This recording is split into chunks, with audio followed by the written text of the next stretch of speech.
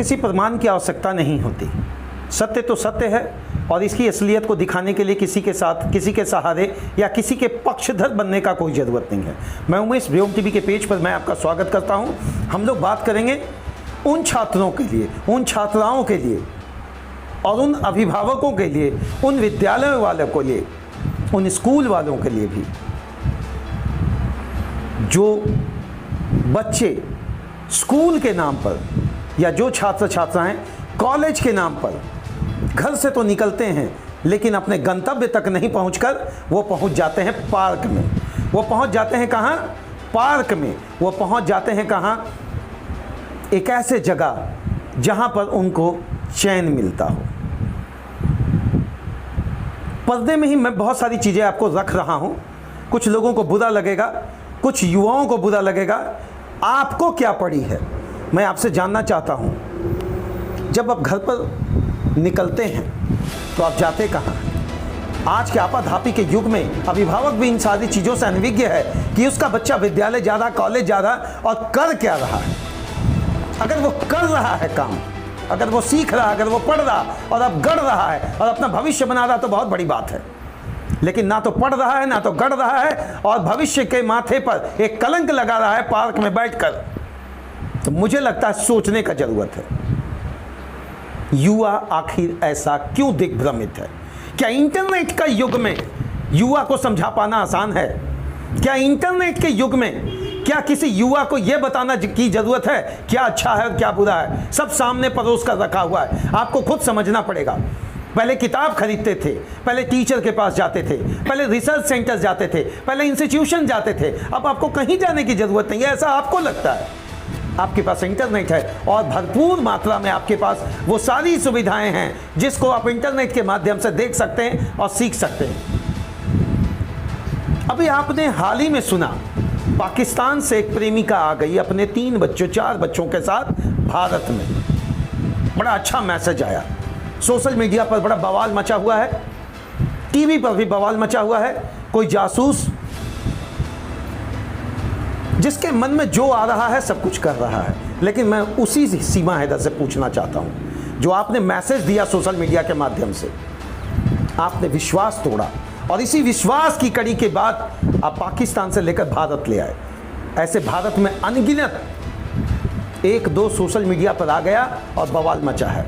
लेकिन आज जिस तरीके से युवा स्कूल को बंद करके, बात तो हद तो तब हो गई जब क्लास 6, 7, 8, 9, 10 का बच्चा स्कूल बंद करके पार्क में बैठा हुआ है और किसके साथ बैठा हुआ है ये बताने की जरूरत नहीं है।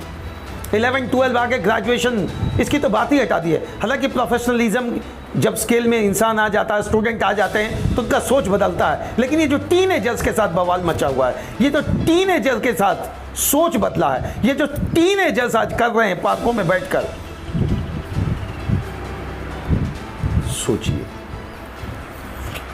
विवेक जी, घर से निकलते हैं तो ये सारी चीज़ें नज़र पड़ती है क्या? देखिए, जब कहीं भी रास्ता वगैरह में गुजरते हैं तो पार्क वगैरह तो रहता ही है आसपास, तो कहीं ना कहीं तो ये तो देखने को तो मिलती ही। खुलकर बोलें। बिल्कुल, हाँ, देखने को तो मिलती ही हैं। कहीं स्कूल कॉलेज के स्टूडेंट्स, कहीं ट्यूशन के स्टूडेंट्स, कहीं कोचिंग के स्टूडेंट्स रहते हैं, अपना मौज मस्ती करते हैं। और क्या, गार्जियन को लगता है कि वो घर पर हैं, अपना ये मौज मस्ती में लगे। हाँ, गार्जियन तो समझते हैं वो बेटा तो पढ़ने के लिए गया हुआ है, बेटी तो पढ़ने के लिए गया हुआ है। लेकिन वो उनके माता पिता को समझना चाहिए, इंक्वायरी लेनी चाहिए जब वो अपना बाल बच्चे को छोड़ते हैं, अपने स्कूल हो, कॉलेज हो, कहीं भी छोड़ते, पढ़ने के लिए भेजते हैं, कम से कम गार्डिंग किया जाए।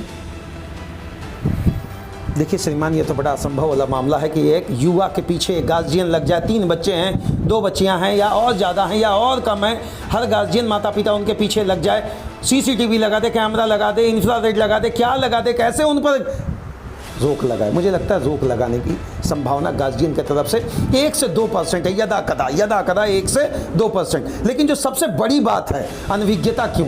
जानने के बाद अनभिज्ञता क्यों? आप जानबूझकर अनभिज्ञ क्यों बने हुए हैं? अगर पार्कों में आसपास घर परिवार के लोग वहाँ पर घूम रहे हैं, मनोरंजन कर रहे हैं, परिवार के साथ आना जाना, कर रहे हैं, ऐसे में वहां जो देखने को मिलता है घृणित कुकृत, मैं तो आपसे जानना चाहूंगा। चलिए अभिभावकों से भी थोड़ा पूछ लेते हैं, क्या आज के युग में आप डरते हैं? हाँ, डरने की तो बात है, डरने की बात है। युवा का दिग्भ्रमित सेंस, कोई मुझे कुछ कह नहीं सकता, टीचर तो कह ही नहीं सकता, प्रोफेसर तो कहने के सेंस में ही नहीं होते हैं। अगर छोटे विद्यालय अगर कुछ कह भी दें तो यदा कदा कुछ ऐसी घटनाएं घट जाती है जहां उनका हिम्मत बिल्कुल जवाब दे देता। ऐसे में अभिभावकों के लिए भी एक बहुत बड़ी चुनौती है, क्या वो अपने बच्चे को रोक पाएंगे? क्या उनके माता पिता उन बच्चों को समझा पाएंगे? क्या उनके घर में जो बड़े बुजुर्ग हैं उनको समझा पाएंगे? क्योंकि आज धमकियां भी मिलती है, युवाओं के द्वारा धमकियां दी जाती है घर परिवार को, युवाओं के द्वारा ऐसे ऐसे शब्द रख दिए जाते हैं कि अभिभावक भी बोलने में उनको डर लगता है कि ये काम मत करो।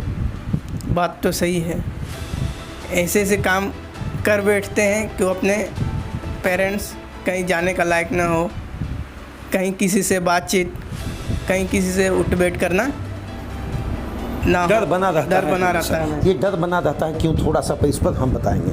देखिए होता क्या है ना, जब युवा थोड़ा सा एनर्जेटिक हो जाता है, जब उसको लगता है कि हम पूर्ण रूप से, युवा की तो बात हटा दें श्रीमान, टीनेजर से युवा सभी की बात कर रहे हैं, अगर आप उसको बचपन से थोड़ा सा कंट्रोल नहीं रखें और जिद्द वाली बात आ जाती है, उनके सेंस पर आप काबू ना कर सके, काबू करने का मतलब दबाव नहीं, काबू करने का मतलब है कंट्रोल करने का एक डिप्लोमेटिक सोशल सिस्टम। अगर आप आज नहीं किए तो आने वाले समय में जब वो पूरी तरह से मैच्योर्ड हो जाएंगे और जब आप उनको समझाने की कोशिश करेंगे तो मुझे लगता है दुखद अनुभव ही मिलेगा। मैं उमेश, इस विश्लेषण की कड़ी में मैं आपके साथ यही चर्चा कर रहा हूं, जरा समझने की जरूरत है अभिभावकगण, जरा समझने की जरूरत है माताएं, जरा समझने की जरूरत है पिताजी, जरा समझने की जरूरत है बूढ़े बुजुर्ग, अपने बड़े भाई बहन जी, आप भी थोड़ा लगाम कर सकते हैं यदि चाहें तो। जय हिंद।